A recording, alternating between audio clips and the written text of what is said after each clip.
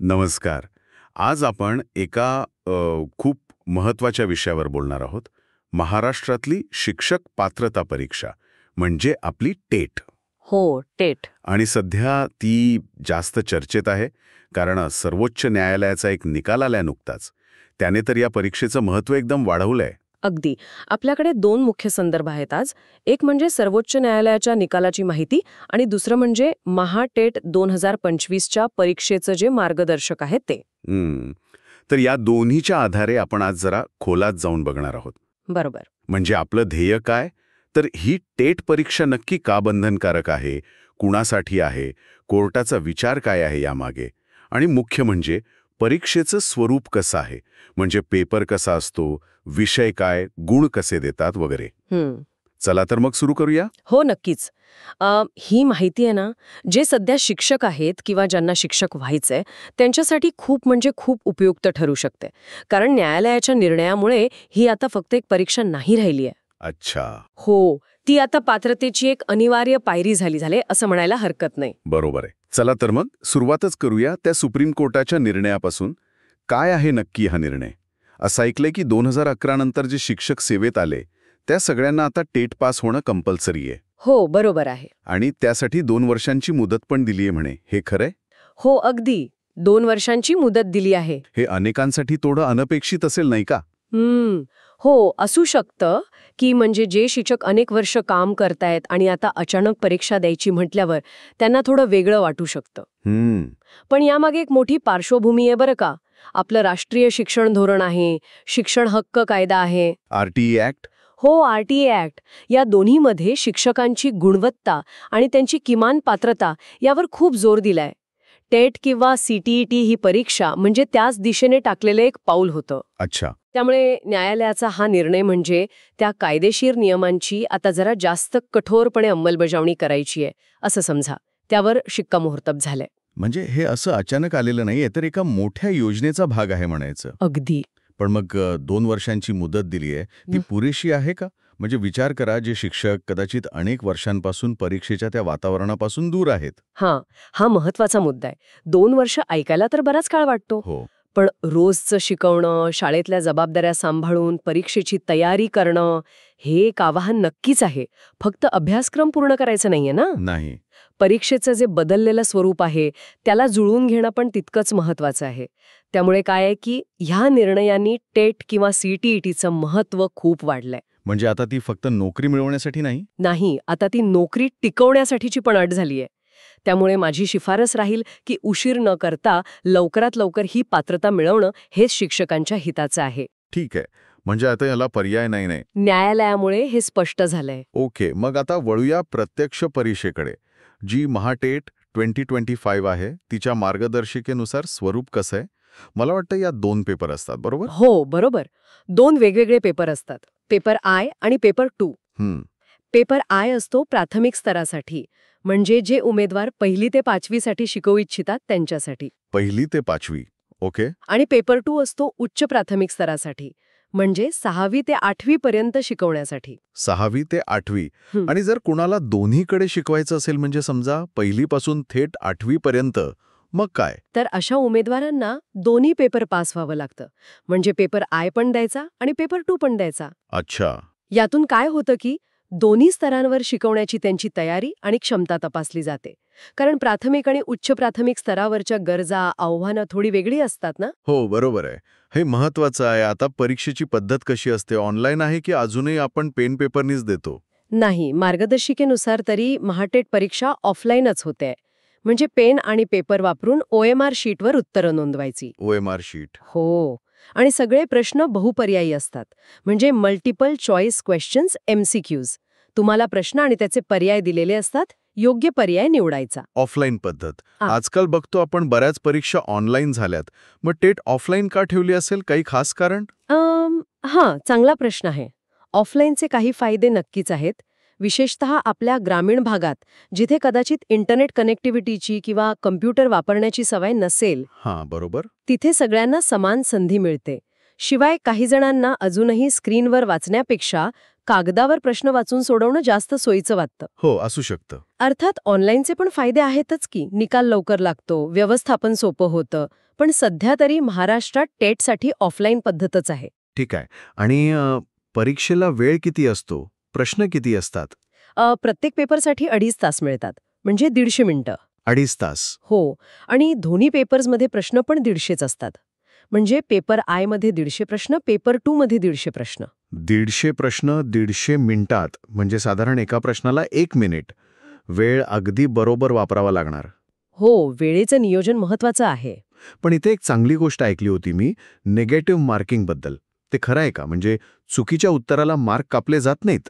हो, ही अगदी खरी गोष्ट आहे आणि उमेदवारांसाठी खूप दिलासादायक बाब आहे. अरे वा. महाटेटमध्ये चुकीच्या उत्तरांसाठी गुण कापले जात नाहीत. निगेटिव्ह मार्किंग नाहीये. प्रत्येक बरोबर उत्तराला फक्त 1 गुण मिळतो. अच्छा, म्हणजे निगेटिव्ह मार्किंग नाही, याचा परीक्षेवर काय परिणाम होतो असेल? उमेदवार जास्त रिस्क घेतात का उत्तर देताना? नक्कीच परिणाम होतो. एकतर उमेदवारांवरचं दडपण कमी होतं. एखादा प्रश्न येत नसेल तरी तो सोडून देण्याऐवजी अंदाज लावून किंवा काही पर्याय वगळून एलिमिनेशन उत्तर देण्याचा प्रयत्न करता येतो. बरोबर. त्यामुळे होतं काय की सर्व 150 प्रश्न सोडवायला प्रोत्साहन मिळतं. उद्देश कदाचित उमेदवाराचं ज्ञान तपासणं आहे, त्यांची रिस्क घेण्याची क्षमता नाही. पण मग असं नाही होत का की नुसत्या अंदाजाने उत्तरं बरोबर येऊन पण कुणी पास होऊ शकतं? हो, ती एक शक्यता राहतेच. त्यामुळे गुणवत्तेवर काही प्रमाणात प्रश्नचिन्ह येऊ शकतं, पण एकूण पाहता उमेदवारांसाठी ही सोयीची गोष्ट मानली जाते. मान्य. आणि एकदा परीक्षा पास झाल्यावर जे सर्टिफिकेट मिळतं त्याचं काय? ते किती काळ व्हॅलिड राहतं? हा पण एक महत्त्वाचा बदल आहे जो काही वर्षांपूर्वी झाला. आता महाटेट उत्तीर्ण झाल्यावर मिळणारं सर्टिफिकेट आयुष्यभर वैध राहतं. Life time validity. Life time? अरे वा. हो, पूर्वी त्याची व्हॅलिडिटी फक्त 7 वर्षांपुरती होती. पण आता तसं नाही. एकदा तुम्ही पात्र ठरलात की झालं, तुम्हाला परत परत परीक्षा द्यायची गरज नाही. म्हणजे स्कोर सुधारायचा नसेल तर? हो, स्कोर सुधारायचा असेल तर देऊ शकता पुन्हा, पण गरज नाही. आजीवन वैधता. हां. तर खूप मोठा दिलासा आहे शिक्षकांसाठी. एका मोठ्या टेन्शनमधनं सुटका झाली म्हणायची. छान. आता जरा विषयांवर येऊया. पेपर 1 जो आहे, प्राथमिक स्तरासाठी 1ली ते 5वी, त्यात कोणते विषय असतात आणि मार्कांची विभागणी कशी असते? पेपर 1 मध्ये एकूण 5 विषय आहेत आणि सगळ्यांना समान महत्त्व आहे. प्रत्येकी 30 प्रश्न आणि 30 गुण. 5 विषय, प्रत्येकी 30 गुण. ओके. कोणते आहेत ते? पहिला आहे बालविकास आणि अध्यापनशास्त्र, चाइल्ड डेव्हलपमेंट अँड पेडागॉजी. 30 प्रश्न 30 गुण. दुसरा भाषा 1, 30 प्रश्न 30 गुण. तिसरा भाषा 2, 30 प्रश्न 30 गुण. भाषा आय आणि आय. चौथा गणित, मॅथमॅटिक्स, 30 प्रश्न 30 गुण. आणि 5वा परिसर अभ्यास, EVS, 30 प्रश्न 30 गुण. ओके. असे एकूण 150 प्रश्न आणि 150 गुण. बालविकास आणि अध्यापनशास्त्र हा विषय का इतका महत्वाचा वाटतो, विशेषतः लहान मुलांना शिकवण्यासाठी? खूप महत्त्वाचा प्रश्न विचारलात. प्राथमिक स्तरावर म्हणजे साधारण 6 ते 11 वयोगटातली मुलं असतात ना, हो. त्यांची मानसिक, भावनिक वाढ कशी होते, ते शिकतात कसे, त्यांच्या गरजा काय आहेत, हे समजून घेणं शिक्षकांसाठी खूप म्हणजे खूप गरजेचं आहे. बरोबर. हा विषय शिक्षकांना तेच ज्ञान देतो.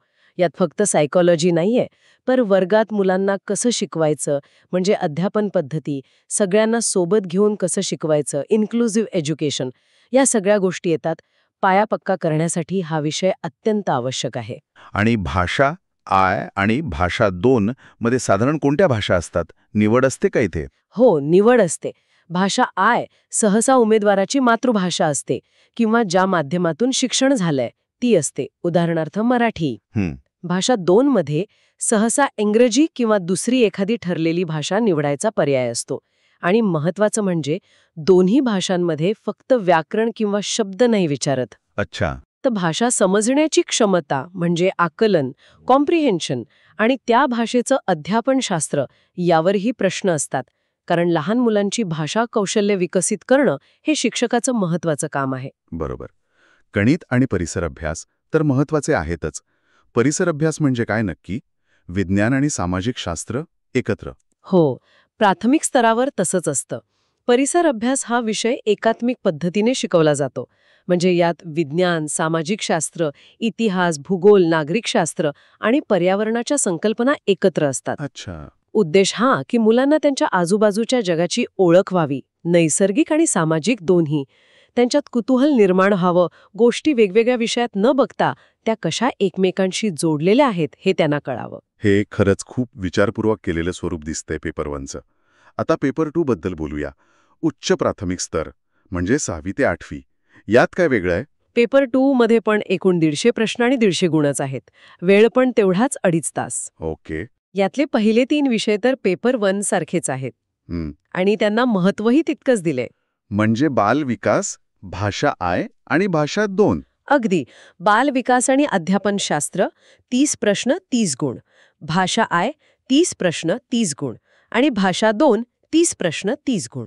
याचा अर्थ काय की उच्च प्राथमिक स्तरावर शिकवताना सुद्धा मुलांच्या विकासाची समज आणि भाषा कौशल्य तेवढीच महत्वाची मानली जातात. बरोबर. कारण या वयात मुलं कैशोरावस्थेत म्हणजे ॲडोलेसन्समध्ये येतात.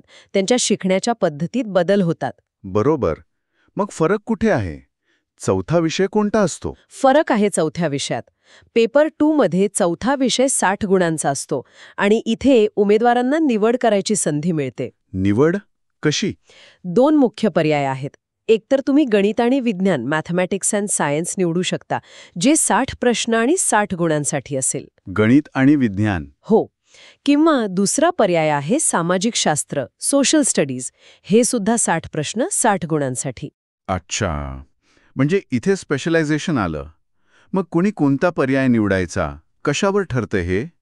साधारणपणे कसं असतं, ज्यांनी विज्ञान शाखेतून पदवी घेतली आहे म्हणजे BSc वगैरे, किंवा ज्यांना गणित आणि विज्ञान शिकवायचंय ते पहिला पर्याय निवडतात आणि ज्यांना कला शाखेतून पदवी घेतली आहे म्हणजे BA, विशेषतः इतिहास, भूगोल, राज्यशास्त्र अशा विषयांमधनं, हो, किंवा ज्यांना सामाजिक शास्त्र शिकवायची आहेत ते दुसरा पर्याय निवडतात. कॉमर्सचे B.Com उमेदवार सहसा सामाजिक शास्त्र निवडतात, पण नियमांनुसार त्यांना दोन्हीपैकी कोणताही पर्याय निवडता येऊ शकतो. ओके. ही निवड महत्वाची आहे कारण उच्च प्राथमिक स्तरावर विषयावार शिकवणं सुरू होतं. त्यामुळे शिक्षक ज्या विषयात पारंगत आहेत त्यातच त्यांची पात्रता तपासली जाते. म्हणजे उमेदवाराची डिग्री आणि त्याला पुढे शिकवायचे विषय याला धरून ही रचना आहे.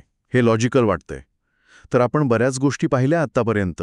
सुप्रीम कोर्टाचा निर्णय, त्याची पार्श्वभूमी, परीक्षेचे 2 पेपर्स, ती ऑफलाईन होते, निगेटिव्ह मार्किंग नाहीये, सर्टिफिकेट आयुष्यभर चालतं. हो. आणि दोन्ही पेपरमधले विषय कोणते, त्यांची गुणविभागणी कशी आहे, हे सगळं बघितलं. हो, आपण जवळपास सगळे महत्वाचे मुद्दे कव्हर केले आहेत. या सगळ्या माहितीचा जर आपण एकत्रित विचार केला ना, तर काही गोष्टी एकदम स्पष्ट होतात. काय काय? एक म्हणजे टेट आता फक्त एक फॉर्मॅलिटी नाही राहिली आहे. ती शिक्षकी पेशातल्या गांभीर्याचं प्रतीक बनली आहे. बरोबर.